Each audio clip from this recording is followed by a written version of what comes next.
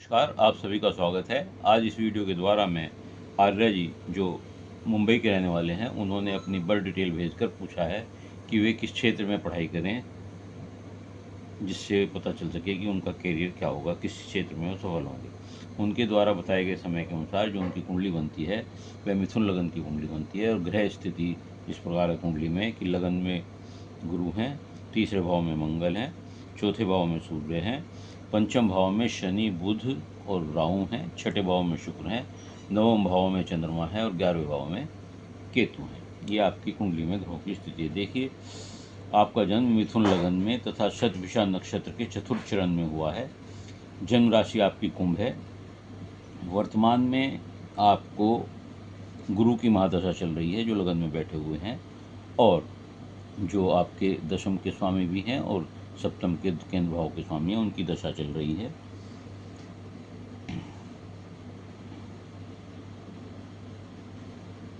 लगन में लग्नेश जो है वो बुध है और सुखेश भी बुध है, और लग्नेश और सुखेश दो केंद्र भाव के स्वामी बुध होकर के पंचम भाव में मूल त्रिकोण में बैठे हुए हैं। ये अच्छा योग है, यानी कि कुंडली में दो अच्छे योग हैं कि लग्नेश और सुखेश आपके मूल त्रिकोण में बैठे हुए हैं, तथा कर्म सप्तमेश और दशमेश जो गुरु हैं वो लगन में बैठे हुए हैं। लगन में बैठ करके अपने भाव को देख रहे हैं। दैनिक रोजगार का भी योग होता है।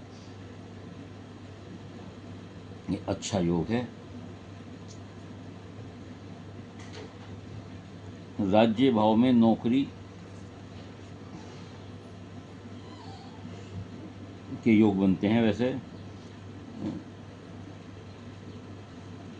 शिक्षा के भाव में सप्तम भाव में जो ये पंचम भाव जो है आपका शिक्षा का भाव है, इसमें शनि राहु और बुध का बैठना। राहु यहाँ पर व्यवधान देते हैं, ब्रेक देते हैं एजुकेशन में, या सब्जेक्ट चेंज कराते हैं, आप अपना स्टडी क्षेत्र चेंज करते हैं, तो ये किसी भी कारण से हो सकता है।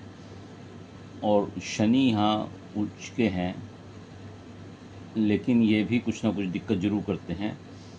लेकिन बुध की पोजीशन यहाँ अच्छी है, लेकिन शनि यहाँ पर बैठ कर के ये जो कॉम्बिनेशन बना हुआ है ये आपको टेक्निकल एजुकेशंस के लिए ज़्यादा सूट करता है।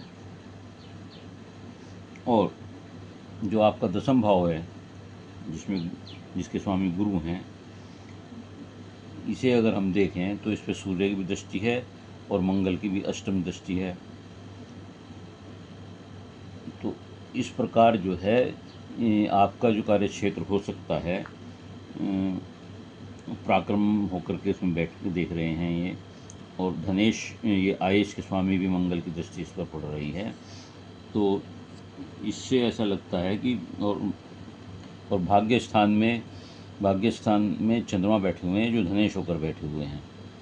इस प्रकार भाग्य स्थान पर भी गुरु की दृष्टि पड़ रही है, सप्तम पर भी गुरु की दृष्टि पड़ रही है, और पंचम भाव पर भी गुरु की दृष्टि। तो ये गुरु की दृष्टि अमृत दृष्टि होती हैं। ऐसे लोगों का स्थान परिवर्तन 16/17 साल में होता है, चाहे शिक्षा के लिए स्थान परिवर्तन हो, चाहे स्कूल का स्थान परिवर्तन हो, या शहर का स्थान परिवर्तन हो, कोई भी हो। 16/17 साल में भाग्योदय भी होता है और स्थान परिवर्तन होता है। उसके बाद 21वें में फिर भाग्योदय होता है, और मंगल की वजह से उसकी दृष्टि फिर 28वें में फिर होता है, और 30 साल के बाद फिर दोबारा वो भाग्य स्थान होता है। पंचम भाव में शनि राहु की युक्ति बहुत अच्छी नहीं होती। जैसे बताया केतु की दृष्टि पड़ रही है, तो मैंने बताया कि कोई ना कोई शिक्षा में किसी प्रकार का व्यवधान हो सकता है। आप अल्टीमेटली ये समझ सकता हूँ मैं कि आप अपने क्षेत्र को जिसमें पढ़ रहे हैं उसे चेंज कर सकते हैं। पढ़ाई के विषय आपके टेक्निकल, आप बीटेक के लिए इंजीनियरिंग की तरफ ट्राई कर सकते हैं।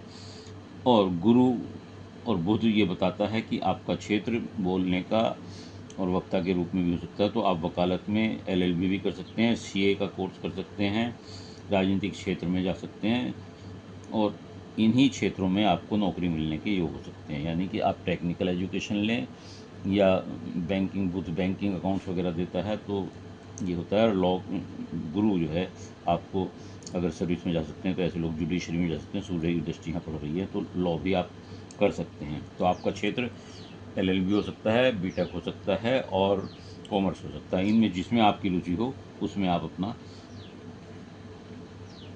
चूज़ कर सकते हैं, पढ़ाई कर सकते हैं। शिक्षा हेतु आप विदेश भी जा सकते हैं और आपका संबंध विदेश से भी होगा। शनि राहु का उपाय अवश्य करें, उसके लिए आप शिव जी पर जल चढ़ाएं, शिव जी का रुद्राभिषेक भी करा सकते हैं और गणपति जी की पूजा करें क्योंकि केतु की दृष्टियाँ पड़ रही है, तो इससे आपको जो व्यवधान है उनमें कमी होगी। राहु का उपाय अवश्य करें। तो मैं समझता हूँ कि आपको अपने प्रश्नों का उत्तर मिल गया होगा। यदि वीडियो आपको अच्छी लगी हो तो इसे लाइक करिएगा, शेयर करिएगा, कमेंट्स बॉक्स में जाकर अपने विचार लिखिएगा। इसके अलावा यदि किसी और का कोई प्रश्न हो तो वह अपनी डिटेल भेजते हुए मेरे चैनल को सब्सक्राइब करके अपना एक प्रश्न पूछ सकता है। ये मेरी निःशुल्क सेवा है, उत्तर अवश्य दूंगा, लेकिन उत्तर के लिए थोड़ा धैर्य से अपने नंबर की प्रतीक्षा कीजिएगा। धन्यवाद।